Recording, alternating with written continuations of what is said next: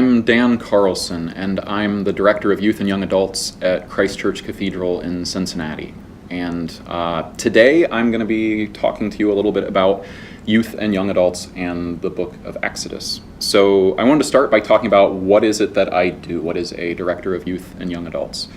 And as I see it, my job has two main responsibilities. The first one is the one people probably tend to think of when they think of a job like mine, and that is to make the wisdom of the church accessible to young people. This is not always an easy task, and I'm going to be saying a little bit today about one way that we might be able to better communicate the wisdom of the Bible specifically to young people. But there's also a second aspect to my job. If the first is communicating the wisdom of the church to young people, I think the second aspect of my job is communicating the wisdom of young people to the church. And I also want to talk about that today. I think there are lessons to be learned from young people. I think when we get into a habit of thinking wisdom flows only in one direction, from the old to the young, we do ourselves a disservice.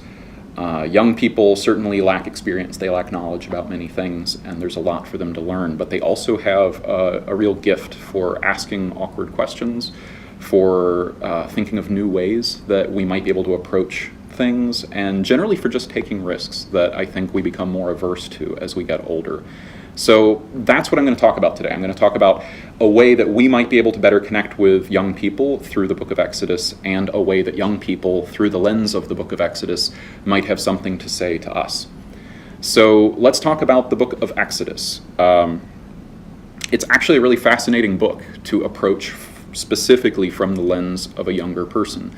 It's a book that is all about growing up. It's a book that is all about figuring out who you really are, or who you're going to be, and where your loyalty lies, and passing through a lot of really difficult transitions. In fact, the story of the Israelites in the book of Exodus can really be read as a kind of journey through adolescence. There is a longing for freedom, which requires striking out into the unknown, which is scary. There's also a deep insecurity about leaving behind your dependency on something else. You might kind of resent that dependency, and yet you can't quite bring yourself to 100% let go of it. There's a lot of echoes here for things that we all pass through in adolescence, that process. It's not just the Israelites, though. Moses, the character of Moses, he goes through a lot of identities in the course of the story of Exodus. He is trying to figure out who he is going to be. And we see a lot of different aspects to him. We see there's real insecurity. We see at the same time he has a fiery temper. We see that he has this fiercely idealistic streak in him, which at times gets him into trouble, and at other times is the foundation of pushing him to accomplish great things. So Moses is also an aspect of this idea that Exodus is about growing up. It's about figuring out these issues of identity. I think we can even look at Exodus in certain ways as a book where the character of God grows up. That in the book of Genesis, God is portrayed in much more anthropomorphic terms. He is kind of a family friend to Abraham and his descendants, and then we arrive at Exodus, and suddenly God is far more mysterious, far more cosmic, a lot harder to get your head around. And so there is sort of a growing up that has happened in the character of God between those books. So all of this in mind, I want to specifically zoom in on two lessons that I referred to earlier. The first is the lesson that I think would help us in communicating with young people, especially when it comes to a book like Exodus. And that lesson I have entitled, Lean into the Weird Stuff. So if you've grown up around the Bible, I have, I think you develop a habit. And that habit is that you are used to reading the Bible in small pieces, whether that is because they are lectionary readings or whether it is because you're using some other guided sort of tour through the Bible.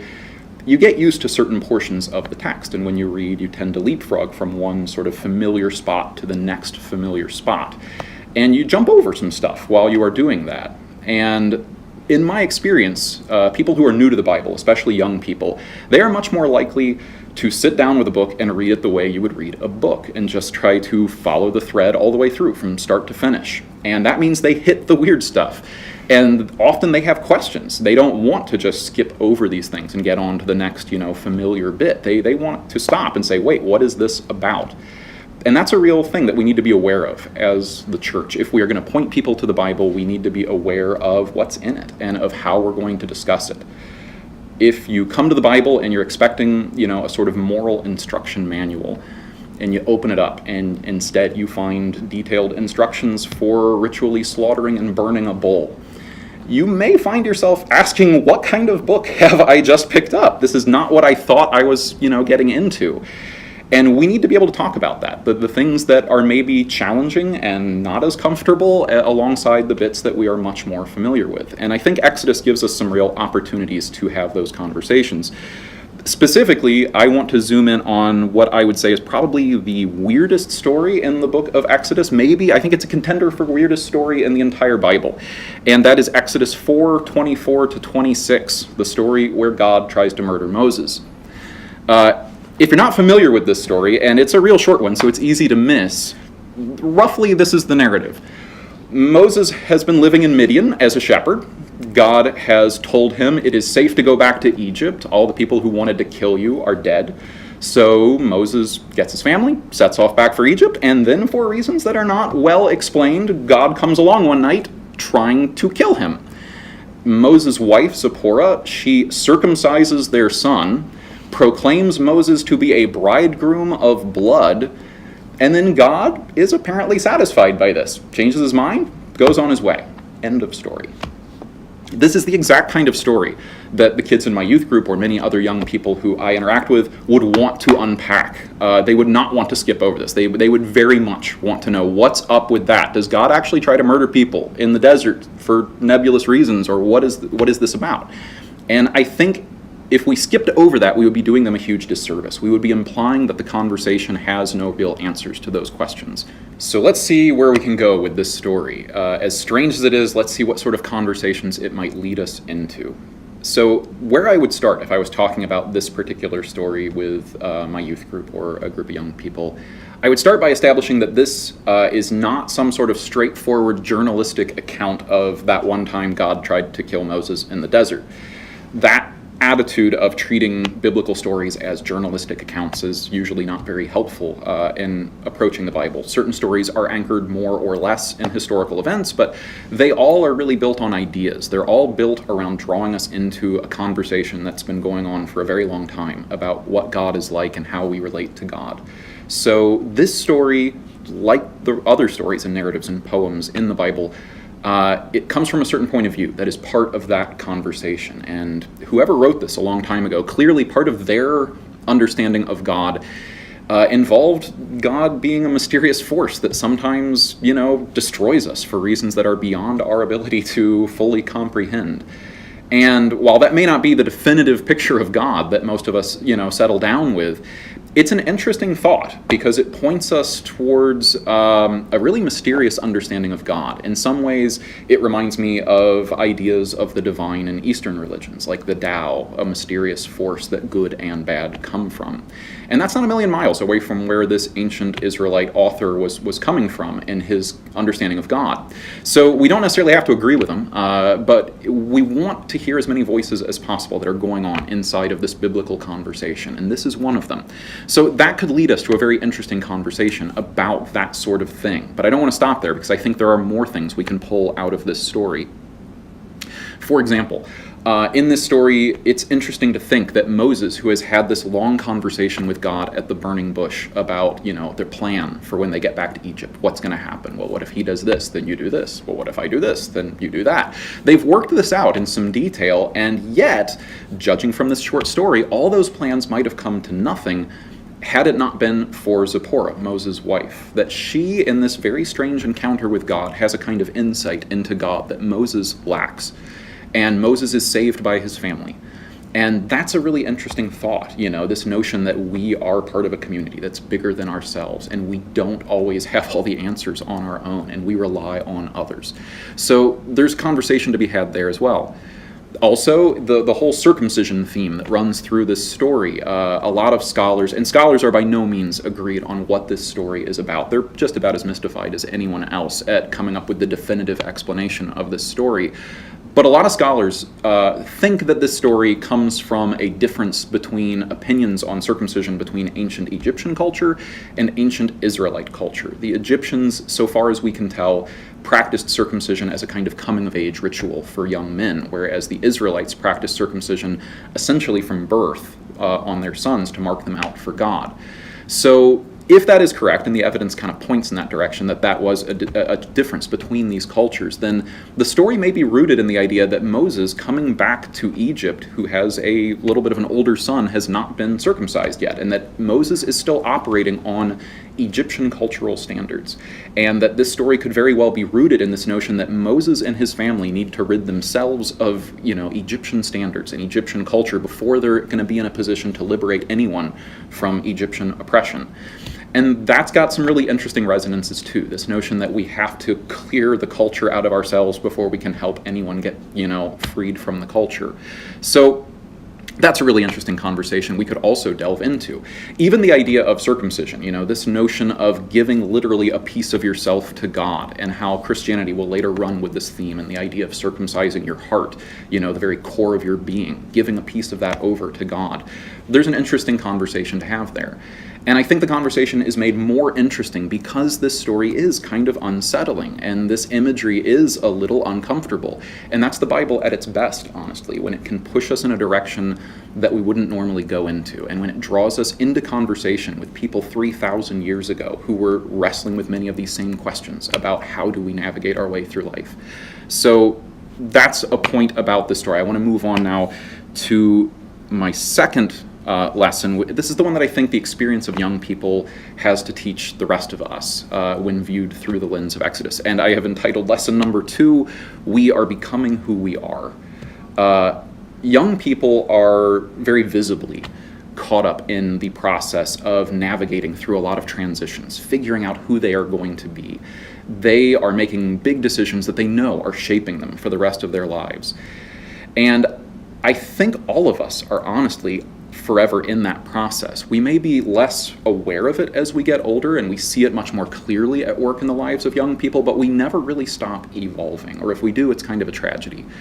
And that is a point that is made very clearly in the life of Moses in the Exodus story, because Moses is, as a protagonist, a guy who is constantly changing, and he is a guy who is constantly caught in the middle. He's caught between two different groups, whether it's the Egyptians and the Israelites, or whether it is God and the Israelites. He's this guy who never quite fits into one group or the other. He's somewhere in the middle, and he is using that as best he can, that position that he is in, as he shifts from one kind of person to another kind of person to another kind of person. And the arc of his growth is really kind of stunning. I mean, the guy who at the beginning of chapter 4 says he's no good with words, by the end of chapter 32, he is arguing with God and winning. The guy who says, Pharaoh will never listen to me, changes the mind of God by the end of the book. That's a lot of growth. And it's a lot of change. But that change is never easy for Moses. He constantly struggles with it. He doesn't always make the right call. And that makes him very sympathetic as a protagonist. And it makes him a figure that leads us into thinking about our own decisions and our own change over time. And how are we growing, or how are we failing to grow? So all that being said, let me shift to a different metaphor for what I'm talking about. And this metaphor is the world's longest running science fiction television show. It goes back to 1963, and it's a show called Doctor Who. It's a sci-fi show about an alien named the Doctor. He looks like a human, but he's not. He's an alien, and he travels through time and space in a time machine that looks like this, called the TARDIS. He fights aliens, he saves people. It's a great show. I'm a fan. This show has been the longest running science fiction show in history, mostly for one reason, and that reason is a decision that the showrunners made in 1966, when the original actor who played the Doctor was leaving the show. They decided at that point that the Doctor, who again is an alien, not a human, that when things happen to him that would kill a human, he doesn't die. Instead, he regenerates. His body literally transforms into a different looking person, has a different personality, and yet he has the same memories and experiences that he had in his last version. And so the same person moves on, but in a new identity. And this regeneration concept has allowed this TV show to reinvent itself again and again and again over the decades. And to date, 13 people have played the role of the Doctor. So why am I talking about this? Well, I think that notion of regeneration, it's kind of a useful metaphor for this concept of becoming who we are that I'm talking about. I think all of us essentially regenerate over the course of our lives. We go through a certain experience and we enter it as one person and we come out of it as someone who is a little different, and yet it's still continuous with who we were before that event. I would have a hard time pinning down how many times I have regenerated over my life, but upon skimming the book of Exodus, I'd say that Moses regenerates about 6 times over the course of the book of Exodus. So this process of change is something that young people, again, are very clearly grappling with. It is a terrifying process, honestly. The first few times you go into a period of your life that you know you will be transformed by, that you know you will come out of this changed in a really fundamental way. And yet, while young people are visibly struggling with this, I think, again, their struggles should be speaking to the rest of us. They should be waking the rest of us up to the fact that none of us are immune to this. All of us are making decisions. All of us are entering areas where what we choose to do is going to change who we are after that. So that's what I essentially have for you today. That's what I have about the book of Exodus. And it's a book about change. It's a book about new beginnings. It's a book about the trauma that comes from leaving old securities behind. And I think that lesson that we are on a journey, and that it's a journey that transforms us as we move away from things that oppress us. I think that's a conversation that we should be having in the church, whether we're young or old, because we all have a lot to learn from each other. Thanks.